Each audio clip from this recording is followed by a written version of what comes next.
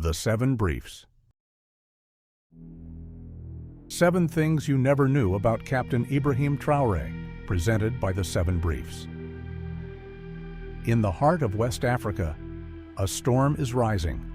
But this is no ordinary storm. It doesn't bring destruction. It brings defiance, not born of chaos, but of clarity, not fueled by anger, but by purpose. And at the center of it all stands a man whose name is rapidly becoming legend, Captain Ibrahim Traoré. He isn't just a soldier, he isn't just a president. He's a symbol of Africa's next chapter, a living embodiment of resistance, dignity, and hope. But who is he really? Today, we unveil 7 things you never knew about the man who is challenging the world and inspiring a continent. 1. He's Africa's youngest president. But age never defined him.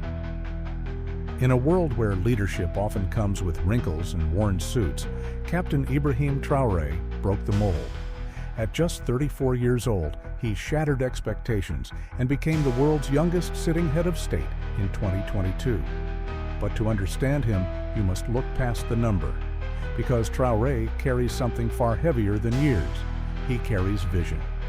From his earliest days, those close to him described a man of intense focus and unwavering integrity, a scholar of military strategy, a student of African history, a listener of the people. While others his age chased personal ambition, he studied the fractures of society and began planning how to heal them.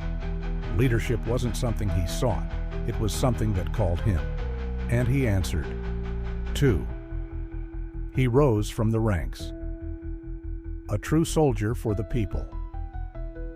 Unlike many African leaders who come from political dynasties or foreign grooming, Traoré's hands are calloused with experience. He is a soldier first, not just by title, but by life.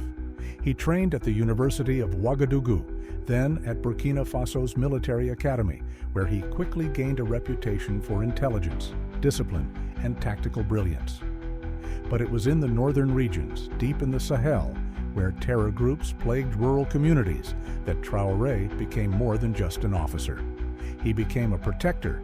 He didn't command from air-conditioned offices. He marched through deserts, slept in makeshift camps, and fought with the same weapons his comrades carried. He heard the cries of mothers who had lost sons. He witnessed villages torched and forgotten by the elite. When the people finally rose in desperation, it wasn't a politician they looked for. It was a brother in uniform, a warrior they trusted. And that man was Ibrahim Traoré. 3. He dared to expel France and its influence. This was the moment the world took notice. Burkina Faso, long seen as a quiet satellite orbiting old colonial interests, suddenly broke free. In 2023, Traoré made a historic demand that all French troops must leave Burkinabe soil. This was not just a logistical move, it was a statement. For decades, African countries have walked a tightrope, pretending to be sovereign while answering to foreign masters behind the scenes. But Traoré tore away the mask. He reminded the world and his people that freedom with strings is not freedom at all. And when French military convoys exited under public protest and international shock, a message echoed far beyond Burkina Faso. Africa is no longer for sale. 4. He's reshaping Pan-African unity. For years, Pan-Africanism was more slogan than substance, a dream whispered in conference halls but rarely seen in action.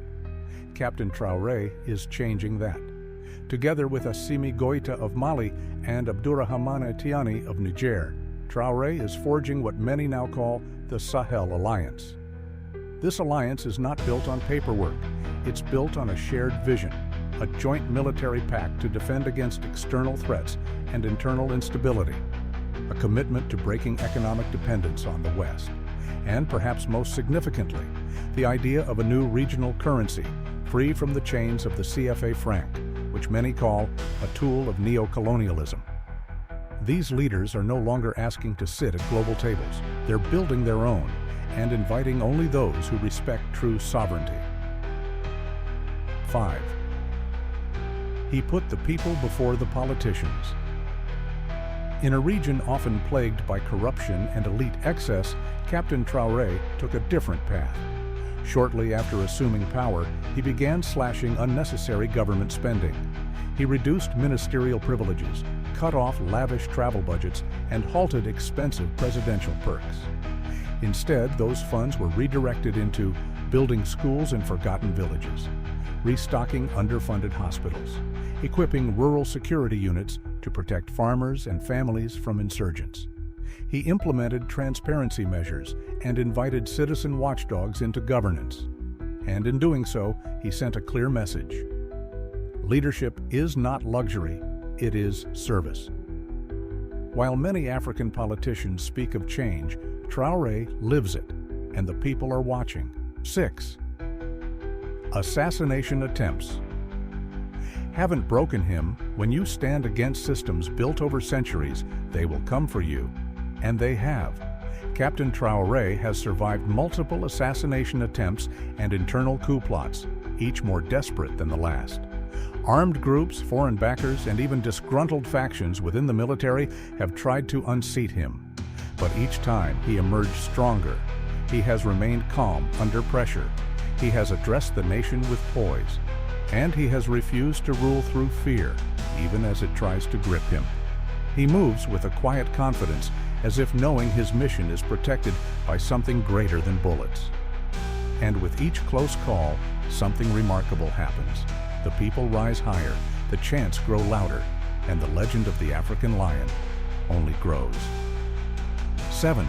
He's awakening a new African consciousness. This story began in Burkina Faso, but it won't end there, because Captain Traoré is not just inspiring soldiers. He's awakening students, artists, mothers, and elders. He's challenging the mental shackles that say Africa must always ask permission. He's proving that dignity is not given, it is reclaimed. Across the continent, murals are painted with his face. Songs are sung with his words. Debates are shifting from "Can Africa rise?" to "When do we begin?"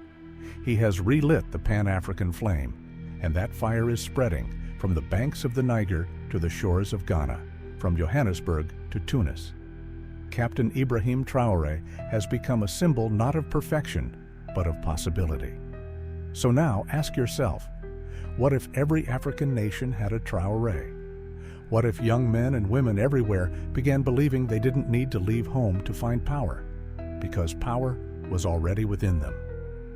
This is not just a biography, it's a blueprint, a spark, a call to rise. Subscribe to the 7 Briefs for more truths the world forgets, and the stories that will shape tomorrow. Because the future is watching, and history is waiting to be rewritten.